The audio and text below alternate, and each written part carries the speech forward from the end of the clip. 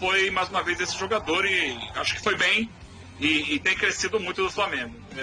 A gente ontem falava sobre de quem esperar mais. Eu esperava do Pedro, porque do centroavante a gente espera gol, não teve o gol do Pedro, mas o jogo, vamos dizer assim, sem graça, né? E Mar, essa questão do Pedro, assim, eu até vi o pessoal falando nas redes sociais, o que tem acontecido. Você acha que... Por que o Pedro tá nessa fase um pouquinho... Porque é até estranho, né, Mar? A gente ver o Pedro sem fazer gols quando ele está em campo. Mas eu vou colocar isso aí você destacou aí como fase mesmo. Ele volta da seleção, volta com aquela questão assim, meio... coisas mal resolvidas entre ele, clube, torcedor, seleção, mas eu não vou fazer drama em cima disso não. Acho que o Flamengo tem dado conta do recado, ele tem as oportunidades, às vezes não. Ontem ele quase fez um gol que normalmente ele faz, né? Saída do goleiro, mete a bola por cima, a bola vai chorando ali e acaba que não entra, mas ele colocou o Michael na cara do gol, eu acho que vamos colocar isso na gavetinha da fase, viu, Mariana? Prefiro assim. Exato, né? E aí a gente vai ouvir agora os jogadores do Flamengo, os personagens do Flamengo. Daqui a pouco Carlos Eugênio Simon também aqui, porque de novo, hein? Até em partida, como o Eugênio falou, assim, que não tem lá tanto impacto, tanta importância pelo resultado, tem polêmica com o VAR. Mas antes a gente ouve os rubro-negros. Vamos lá. A gente sabe que teve um lance ali talvez de pênalti no Léo, o gol do Michael, enfim, mas eu acho que foi um jogo difícil. A equipe adversária veio realmente para vender duro a derrota. Eu acho que a classificação já estava bem definida, mas de qualquer forma a gente sai prejudicado. Então, assim, a gente espera que não aconteça, apesar de saber que isso é possível, né? Eu creio que a equipe, ela está cheia de bons jogadores. É claro que o Renato, eu tenho certeza que o Renato está avaliando e, juntamente com o Marcos Braz e com o Nuno Espíndola, se precisar, eles vão atender o Renato, como eu sempre falo, eu acho que nós temos um grupo muito forte, A prova disso são os resultados. A gente conhece bem os garotos, sabe da qualidade, são garotos que estão buscando espaço, sem dúvida nenhuma, a gente fica feliz por poder vê-los atuando bem e ajudando o Flamengo a se classificar. Na tela, então, os números de João Gomes e Vitinho, que se destacaram contra o ABC. Minutos em campo, então os dois jogaram praticamente a partida inteira, finalizações para o João Gomes 2, e aí finalizações certas, uma para o João Gomes, claro, o Vitinho 3 finalizações, 3 certas, 2 chances criadas e 3 duelos vencidos. O João Gomes, então, a finalização certa 1, fez o gol da partida, chances criadas 2 e 13 duelos vencidos. A gente... tá falando desses nomes aí, Eugênio? E o Vitinho, principalmente, que tem sido um nome muito bem aproveitado, que tem aparecido sempre que é chamado aí como... Quem que você coloca como esse 12º jogador, um jogador assim de confiança que pode vir do banco de reservas? Eu acho que esses 3 nomes, o Vitinho, o Michael e o Pedro, têm sido mudanças recorrentes no time do Flamengo, Tem entrado e são jogadores que a gente sabe que conseguem...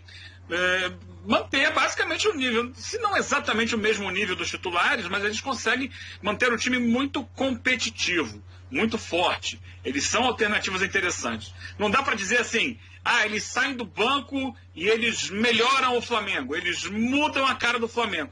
Mas o que é muito difícil, porque o time do Flamengo titular é muito forte. Mas se eles conseguem manter uma produção semelhante, já está de bom tamanho, Já está de muito bom tamanho. E o Vitinho é um caso interessante repetir isso, porque ele, com o Rogério, estava sendo usado mais pela direita, na função do Everton Ribeiro, e com o Renato ele está fazendo reserva do Arrascaeta, por dentro. A gente já viu o Vitinho jogar pela esquerda também, várias vezes. Então ele tem essa versatilidade. Eu queria falar de um outro nome que nós acabamos de ouvir, que é o Maurício Souza. É o técnico do Sub-20 do Flamengo, que várias e várias vezes é chamado para dirigir o time principal. E ele me parece muito sóbrio, ele me parece muito à vontade, claro, reconhecendo o papel dele, de ser um interino, de ser ali um tapa-buracos, mas ele me parece que conduz bem esse time quando ele entra. Campeonato estadual ele fez assim, eventualmente quando tem o técnico, não, como ontem, não viaja, ou está suspenso, ou tem algum problema, ele vai lá e conduz o time com muita sobriedade, com muita tranquilidade. Eu acho que ele tem o respeito dos jogadores.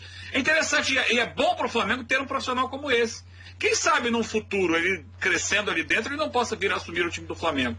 Não sei, me parece muito interessante essa alternativa que o clube tem nele de segurança. Para quando necessário, ter um técnico que sabe que vai lá e conhece do que está fazendo. Fala, Marra. Já que o Eugênio destacou, né, a pergunta foi mais direcionada, né, a gente tem falado aqui mais dos atacantes, o Eugênio destacou também o Maurício. A gente não vai poder deixar de falar do Thiago Maia e também do João Gomes.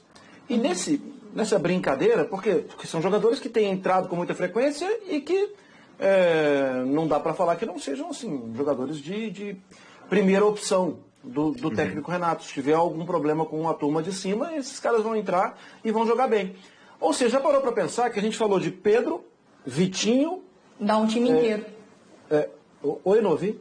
Dá quase um time inteiro aí, já falamos 6 jogadores, 5 jogadores. Isso, Pedro, Vitinho, Michael, Thiago Maia, João Gomes, já está falando de 5 jogadores. E ainda podia falar do Mateuzinho, que ontem até foi um pouco abaixo do normal. Isso é muito interessante, né? Isso é muito interessante porque isso mostra que esse time, o time de cima, que tem uma sequência, o time titular, né, que tem uma sequência muito legal, né, de vitórias, em algum momento, as exigências do calendário podem fazer o Renato parar para pensar. E se ele parar para pensar, ele tem, sem a gente fazer muito esforço, né? Ele tem 5, 6 jogadores que poderiam entrar ali e dar um descanso para outro. E aparecer bem ali também. Agora, assunto VAR, hein? Esse é Copa do Brasil, é Campeonato Brasileiro, hein, Mariano Spinelli? Não importa a competição, não importa se o jogo está resolvido ou não, ele aparece, ele é assunto, e por isso, mais uma vez, o Carlos Eugênio Simon vem aqui explicar pra gente o que aconteceu. Simon, bom dia. Ontem foi muito agitado, hein, Simon? Vou te falar que ontem, olha, uma confusão danada. A repercussão do que tinha acontecido em São Januário. Agora, mais um lance assim bem complicado e com uma justificativa mais uma vez curiosa, Simon. Bom dia. Bom dia, Bruno, Mariana, Eugênio, Mário, a todos que estão nos acompanhando, nosso fã do esporte. Semana cheia de polêmica envolvendo o VAR. Né? No jogo, conforme o Eugênio e o Mário comentaram, aí, não tanta expressão do ponto de vista do resultado, o Flamengo já havia garantido a classificação, o VAR é a atração da noite. Não marcou uma penalidade máxima e um gol legal do Michael, que o VAR também não interveio. Aí dá para ver pela imagem que o Michael tem condições, faz o gol é legal, cara, é legal. O que faltou ao árbitro Ramon Abate e o árbitro de vídeo Rodrigo D'Alonso? Prevaleceu a decisão de campo porque, segundo eles, a calibragem das câmeras não haviam sido feitas ou deu problema. Esse é o mesmo papo daquele jogo do Internacional com o São Paulo, com o Vasco no São Januário, em que a culpa lá foi do sol. O que é calibragem? Que você fala tanto em calibragem. Calibragem das câmeras é feita 1 hora antes da bola rolar, pelos árbitros de vídeo, pelo assessor de árbitros de vídeo, pelo quarto árbitro e pelos operadores. Eles entram no gramado e fazem um mapeamento de todos os setores do gramado, de gol a gol. Né? Geralmente com as câmeras 6 e 7, que são responsáveis pelo impedimento. E aí traçam as linhas verticais, horizontais, tudo digitalmente, né, através de um software. Então lá eles alegaram que foi o sol.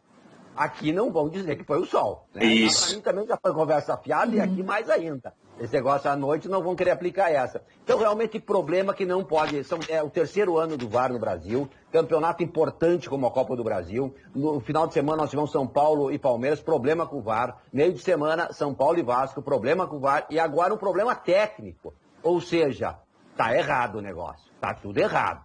Não dá para continuar a competição errando dessa maneira. Então, ontem, e se esse gol fizesse falta? E se esse gol tirasse o Flamengo da competição, por exemplo, uma competição milionária como essa, com o VAR? Olha aí, ó. Inclusive, o assistente acabou se equivocando. Mas por essa imagem, sem traçar as linhas, dá para ver que o Michael está em condições. Numa dessas, o árbitro do vídeo pode bancar uma decisão dessas, só olhando pelo vídeo, sem traçar as linhas. Mas aí vai de cada um, da experiência e tal. Eu, olhando assim, para mim foi um gol legal. Portanto, erro da arbitragem. O pênalti, o Léo Pereira foi puxado pelo Vinícius, não foi marcado. Ali o árbitro também estava meio encoberto na jogada, era um lance para o VAR. E esse gol legal, mal anulado pela arbitragem. Enfim, a arbitragem brasileira continua dando o que falar, Mariana. Eu vou até perguntar para o Eugênio sobre isso, Simon, porque é o seguinte, o Carlos Eugênio Simon, né? Mas tudo bem, vou falar com o Eugênio Leal, porque assim, quando tem o VAR tem problema, quando falta o VAR tem problema. Como o próprio Simon já falou, né? 3 anos aí mais ou menos da ferramenta. Onde está o problema, Eugênio, que você vê? É muito mais de comportamento, de cultura, do debate do nosso futebol? É realmente erro? Onde que está? Será que a gente não vai adaptar, não vai funcionar? Sempre o debate vai ter a rodada e o debate do VAR, a rodada e o debate do VAR. O Bruno outro dia falou aqui, foi o Bruno, né? Que o esporte preferido do brasileiro não é o futebol, né? É discutir arbitragem.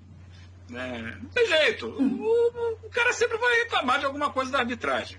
Muitas vezes com razão. E aí entra uma outra questão com a qual tenho certeza que o Simon vai concordar comigo. Não é a máquina. Quer dizer, ontem parece que a máquina deu problema. Né?